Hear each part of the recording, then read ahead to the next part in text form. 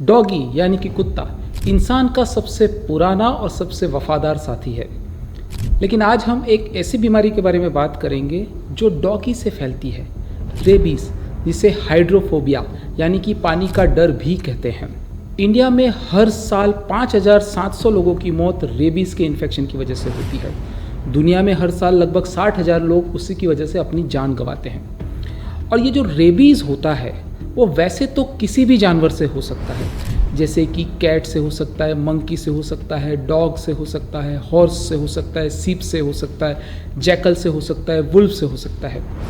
लेकिन इंडिया और दुनिया में जो रेबीज से मौतें होती है उसमें 99% तक डॉग की वजह से ही होती है। इसलिए वीडियो में हम जो रेबीज की बात कर रहे हैं वो डॉग बाइट की वजह से ही हो रहा है, ऐसा मानकर ही चलेंगे। मैं हूं आपका डॉक्टर फ्रेंड डॉक्टर निमेश, मैं एक पीडियाट्रिशियन हूं और आज हम रेबीज के बारे में बात करेंगे। मैंने अपनी क्लिनिकल प्रैक्टिस में 3 से 4 रेबीज के केस 4 से 5 साल के अंदर देखे हैं। वो सारे ही बच्चे थे और उन सबकी ही मौत हो गई थी, क्योंकि रेबीज एक ऐसी कम्युनिकेबल डिजीज़ है जिसमें मौत, डेथ लगभग नक्की है। आज तक सिर्फ 30 जैसे लोगों की ही जान रेबीज के बाद बच पाई है, बाकी सारे ही मारे गए हैं। रेबीज के बारे में बात करना इसलिए भी ज़रूरी है कि इंडिया में और दुनिया में रेबीज की वजह से, डॉग बाइट की वजह से होने वाले रेबीज की वजह से जो मौतें होती हैं उनमें से 40 to 50% लोग 15 साल से कम उम्र के होते हैं, यानी कि बच्चे होते हैं। और दुनिया में लगभग 2.9 करोड़ लोग डॉग के काटने के बाद रेबीज की वैक्सीन लेते हैं। ये एक बहुत बड़ा प्रॉब्लम है और ये प्रॉब्लम बढ़ रहा था। इसी वजह से थोड़े टाइम पहले सुप्रीम कोर्ट ने कहा था कि दिल्ली में से सारे ही स्ट्रीट डॉग को हटा दिया जाए, शेल्टर में डाल दिया जाए। राजस्थान की हाई कोर्ट ने भी यही किया था। हालांकि बाद में डिसीजन को थोड़ा मैनिपुलेट करना पड़ा, लेकिन प्रॉब्लम है, इसीलिए तो आज हम उसके बारे में बात कर रहे हैं। मोड ऑफ ट्रांसमिशन यानी कि रेबीज फैलता कैसे है।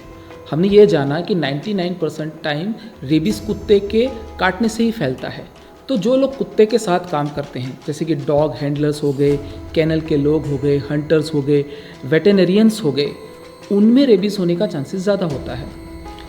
मोस्ट कॉमन कॉज होता है डॉग बाइट। डॉग आपको जब काटता है तो घाव के साथ साथ, अपने दांत घुसाने के साथ साथ वो सलाइवा भी आपके शरीर में थोड़ी डालता है। उस सलाइवा में रेबीज का वायरस होता है, उससे रेबीज होता है।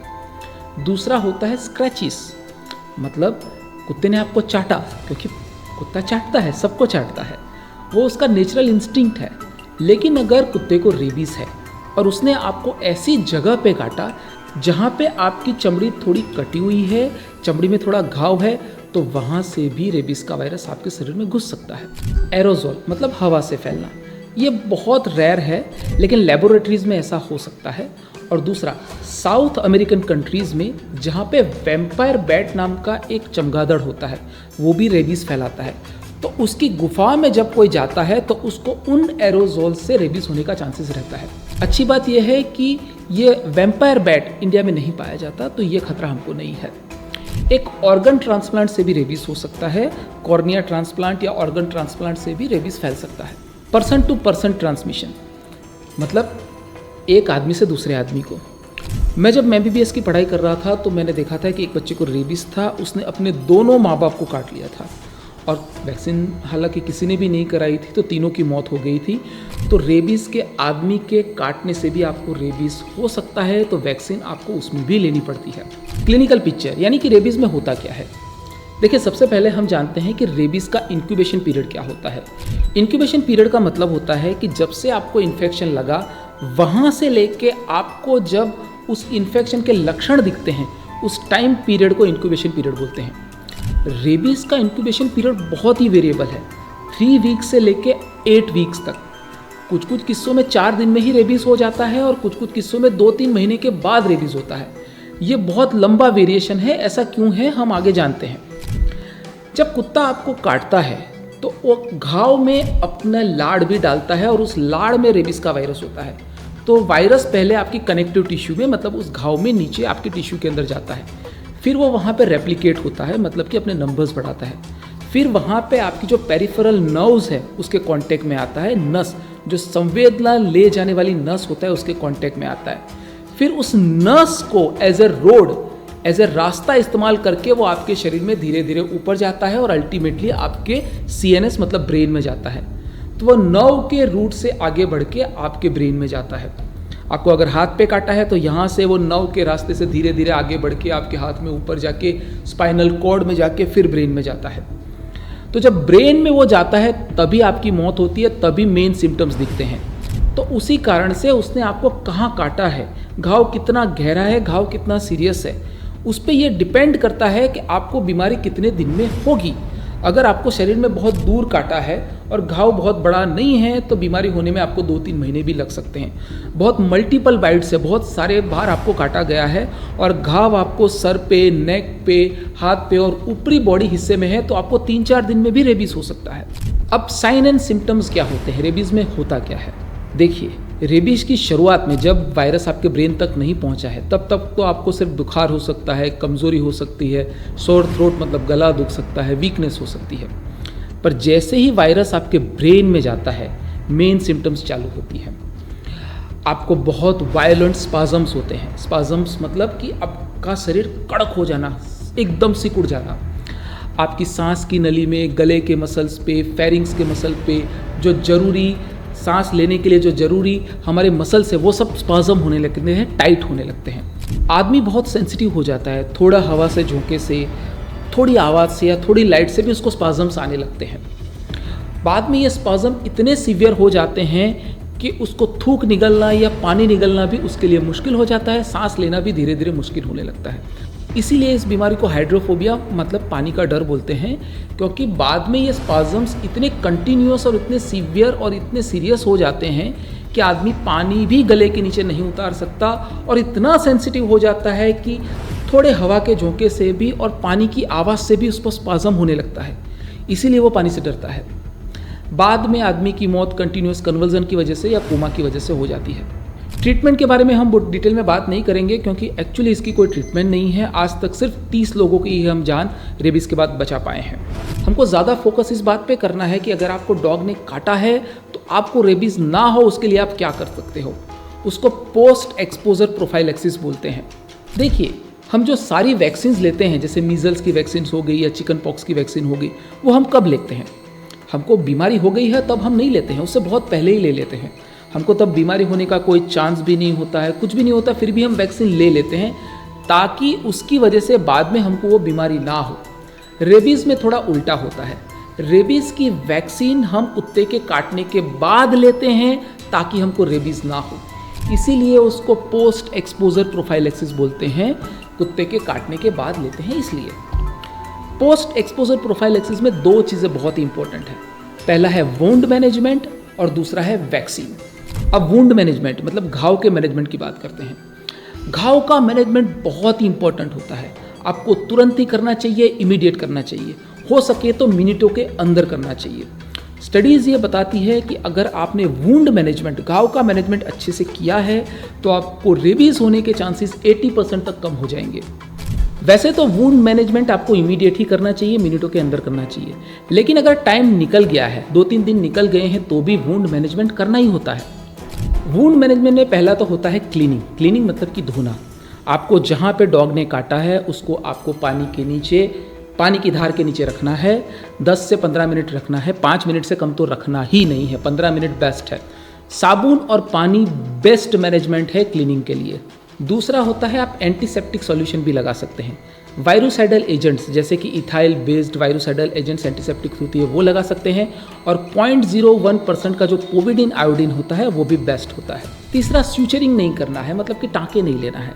स्टडी में ये देखा गया है कि जब हम घाव के आजू बाजू टाँके लेते हैं तो उसकी वजह से हम नया घाव देते हैं, नए पंचर्स करते हैं, तो वायरस को फैलने के लिए एक्स्ट्रा जगह मिलती है, तो टाँके नहीं लेने चाहिए।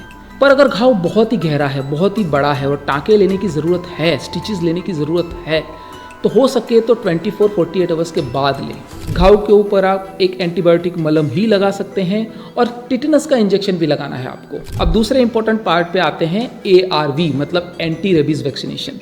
देखो, इंडिया में 2 तरह की वैक्सीन अवेलेबल हैं। पहली तो है रेबीपुर वैक्सीन जो चिक एम्ब्रियो से बनाई गई है, और दूसरी है वीरोसेल वैक्सीन जो ह्यूमन डिप्लॉयड सेल से बनाई गई है।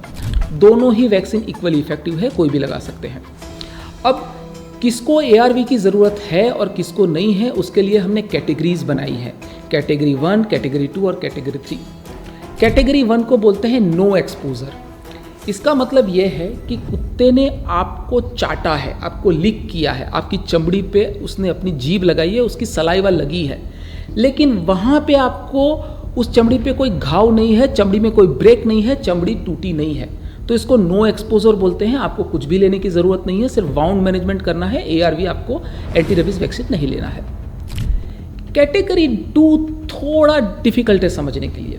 उसमें कहा यह गया है कि कुत्ते ने आपको खरोंचा है, घाव हुआ है, आपकी चमड़ी थोड़ी छिल गई है, लेकिन ब्लड फिर भी नहीं निकला है, ब्लड नहीं निकला है, लेकिन आपकी चमड़ी टूटी है और आपको शक है कि उस डॉगी को रेबीज है, तो आपको ARV मतलब एंटी रेबीज वैक्सीन लेना है।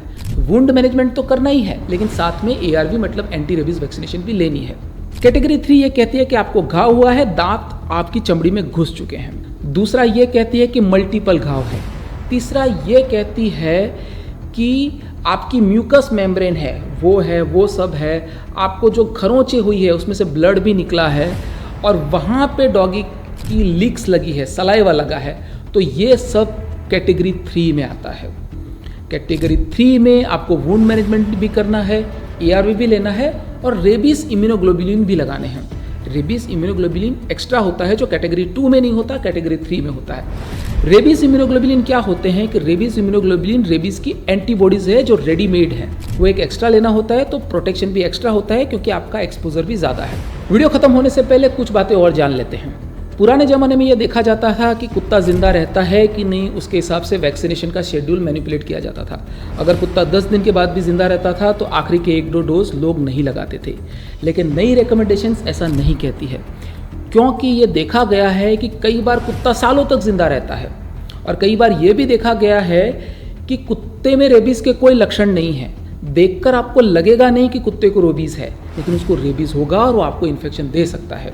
तो अब जब हम वैक्सीनेशन करते हैं तो पूरे 5 डोज लेते हैं। हम हमारी हॉस्पिटल में और दूसरी बहुत सारी जगहों पे मोस्ट ऑफ द पीडियाट्रिशियन ये प्रैक्टिस फॉलो करते हैं कि अगर आपको कुत्ते ने काटा है, कुत्ते ने आपको लाड़ भी लगाई है, आपकी चमड़ी पे भी लगाई है, आपको घाव है कि नहीं आप श्योर नहीं हो और उस कुत्ते को वैक्सीनेशन नहीं हुआ है, तो आपको वैक्सीनेशन कर ही लेना चाहिए, क्योंकि इसकी कोई ट्रीटमेंट नहीं है, हम रिस्क नहीं ले सकते। तो ऐसे सारे किस्सों को हम कैटेगरी 2 में गिन लेते हैं। दूसरे जानने वाली बात यह है कि रेबीज़ के 5 ही डोज होते हैं, 15 नहीं होते हैं। 0 डे पे, 3 डे पे, 7 डे पे, 14 डे पे और 28 डे पे। इसके साथ ये वीडियो खत्म होता है। वीडियो खत्म होने के साथ साथ मैं ये कहना चाहता हूँ कि डॉग हमारे दोस्त थे, हैं और रहेंगे। रेबीज़ हमको डॉग की वजह से होता है, इसका मतलब ये नहीं है कि हम सारे डॉग को मार डालें या शेल्टर में डाल दें। मैं इसके फेवर में बिल्कुल भी नहीं हूँ। मैं चाहता हूँ कि सारे डॉग्स का वैक्सीनेशन किया जाए, सारे डॉग को अच्छे से रखा जाए, उनका स्टरिलाइजेशन किया जाए ताकि डॉग के नंबर्स काबू में रहे। यही लॉन्ग टर्म उपाय है। सारे डॉग को शेल्टर में डाल देना या मार देना कोई इलाज नहीं है और ये इनह्यूमन है।